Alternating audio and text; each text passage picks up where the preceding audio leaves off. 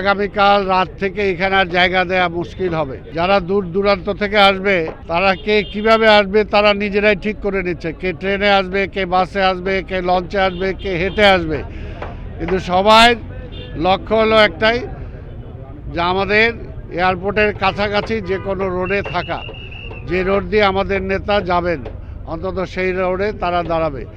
আর এইখানে আমাদের স্থানীয়, আমাদের মহানগর উত্তরের যে সমস্ত নেতা কর্মীরা এখানে আছেন তারা এখানে ভলান্টিয়ার্সের দায়িত্ব পালন করবেন।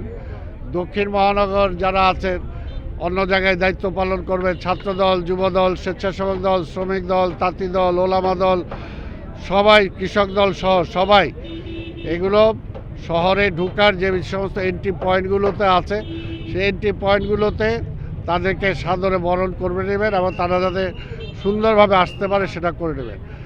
আর আগামীকাল রাত্রে থেকে আমরা জানি যে আগামীকাল রাত থেকে এখানে আর জায়গা দেওয়া মুশকিল হবে। তো কাজে এইখানে যাতে শান্তিপূর্ণ সুশৃঙ্খল থাকে এই জন্য আমাদের ভলান্টিয়ার্স এখানে থাকবেন এবং কাছাকাছি এই রোডগুলো যেখানে থাকবে সেখানে মহানগর বিএনপির পক্ষ থেকে তারা চেষ্টা করবে সবাইকে অন্তত পানি দিয়ে, যদি পানির পিপাসা লাগে পানি দিয়ে তাদেরকে সাহায্য করার জন্য।